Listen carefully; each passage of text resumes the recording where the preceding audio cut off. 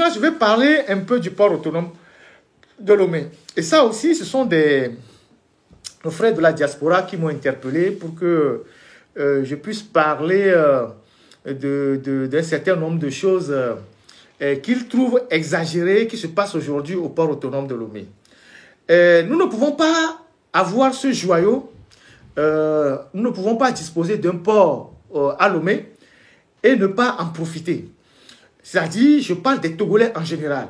Des Togolais qui sont des opérateurs économiques, des Togolais qui sont dans la diaspora, qui envoient de temps en temps des conteneurs au pays, des gens qui font un peu du fret vers le pays. Nous ne pouvons pas avoir un port qu'on présente comme le poumon de l'économie et ne pas en jouir, ou être nous-mêmes victimes du comportement de certains de nos frères.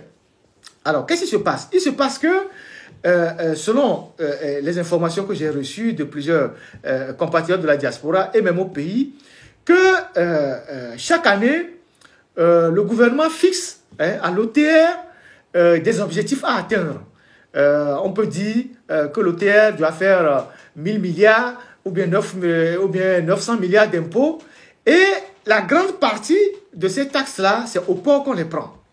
C'est au port qu'on les répercute. Et du coup, par rapport à ces instructions-là, les gens reçoivent des consignes pour harceler les opérateurs économiques au port autonome de Lomé, taxer beaucoup plus les marchandises, et ce qui fait partie les opérateurs économiques ou les importateurs.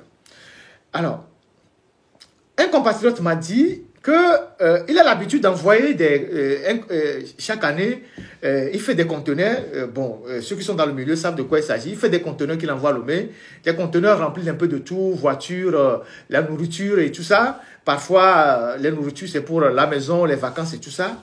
Et généralement, la douane lui revenait à 1 500 000, 1 800 000. Quand son transitaire prend le dossier, généralement c'est 1 500 000, 800 000 qu'on lui fait la douane. Et que depuis un certain temps, quand il envoie le conteneur à Lomé, le prix a presque doublé. Ils sont à 2 500 000, voire 3 millions. Et que on prend les marchandises dans le conteneur, on les met par terre, un à un, on les identifie, on taxe même les boîtes de tomates, les petits sacs de riz, les petites boîtes de billets, et qu'ils ne comprennent absolument rien. Et ce compatriote n'est pas le seul à se plaindre. Il y a plein d'autres qui se plaignent. Les gens qui envoient des friperies, des gens qui envoient un certain nombre de choses, des marchandises. Et tous ces gens se plaignent aujourd'hui de ce harcèlement de l'OTR au port autonome de Lomé qui les décourage.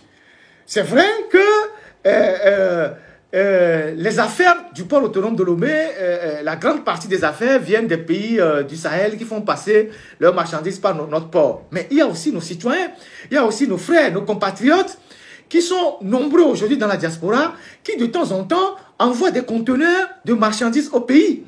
Comment se fait-il qu'aujourd'hui, ils sont harcelés au point que les gens, certains ont abandonné, certains disent, mais le port autonome de Lomé, ce n'est plus possible, on ne peut plus rien envoyer parce que les prix reviennent excessivement chers et vous n'avez pas des gens qui vous écoutent, vous allez à l'OTR, on ne vous écoute pas, vous interpellez les autorités qui ont à charge les dossiers, on ne vous dit rien, vous devez payer ou parfois vos marchandises sont bloquées et donc les gens sont découragés et plus grave, il y a des Togolais qui sont fatigués de tous les taxes qui sont au port autonome de Lomé et qui font maintenant passer leurs bagages par Tema. Est-ce que c'est normal? Est-ce que c'est normal d'entendre que nous avons un port à eau profonde, une porte d'entrée dans le Sahel, et c'est le port qui a été le plus magnifié sur les réseaux sociaux. On a parlé des qualités du port autonome de Lomé, ses atouts, et que les Togolais eux-mêmes ne peuvent pas débarquer leurs marchandises au port autonome de Lomé à cause de la douane qui augmente les frais de dédouanement tous les jours. De telle manière que nos propres frères, les Togolais, sont obligés d'aller passer par le Ghana, d'envoyer leurs conteneurs au Ghana, au port de Tema, et de les faire rentrer après à Lomé à compte-gouttes. Est-ce que c'est normal?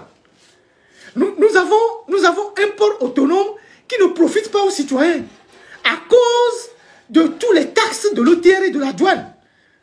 Est-ce que c'est normal? les gens disent, mais attendez, mais il se passe quoi? Qu'est-ce qui se passe pour que nous, des Togolais, nous ne pouvons pas envoyer des conteneurs de marchandises dans notre pays et que le conteneur que vous dédouanez à 1,5 million, à 1,8 million, aujourd'hui c'est passé à 3 millions, sans qu'on ne vous apporte aucune justification.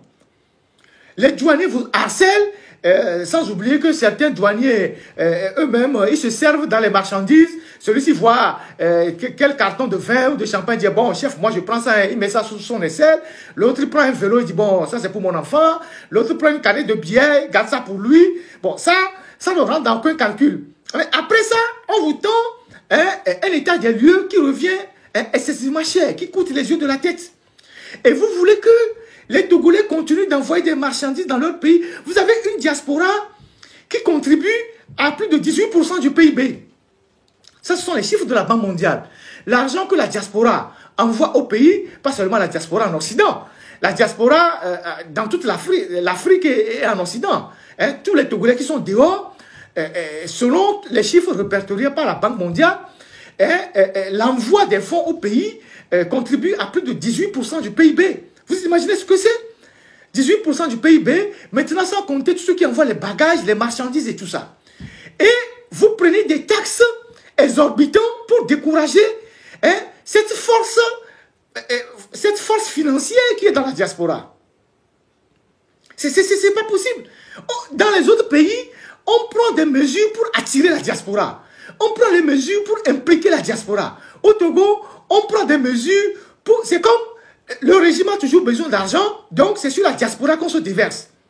Bon, taxer tous ceux qui sont dans la diaspora, qui envoient les choses au pays, comme bon, les gens qui sont au pays n'ont pas suffisamment d'argent, on va prendre un peu pour ceux qui sont au pays, mais ceux qui font rentrer les bagages de la diaspora, il faut les taxer beaucoup plus parce qu'on a besoin d'argent.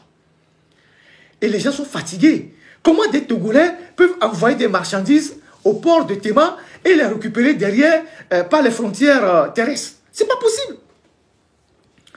Donc, les gens qui sont au niveau des impôts, le ministre des Finances, le ministre je ne sais pas quoi, du Commerce, il faut revoir ces histoires-là pour alléger la tâche à nos frères qui se sont engagés dans l'importation, qui envoient des choses au pays, qui contribuent aussi à faire tourner l'économie au pays. Toutes les taxes que vous prenez à TP3 là-bas, si les gens n'envoient pas les bagages au pays, si les gens n'envoient pas les marchandises au pays, vous ne pouvez pas prendre les taxes au TP3.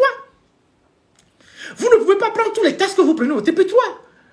Tous les conteneurs qui arrivent au pays, les fonds de houillage, les conteneurs que vous taxez, si les gens qui envoient ça se découragent, comment vous allez rentabiliser le trésor public?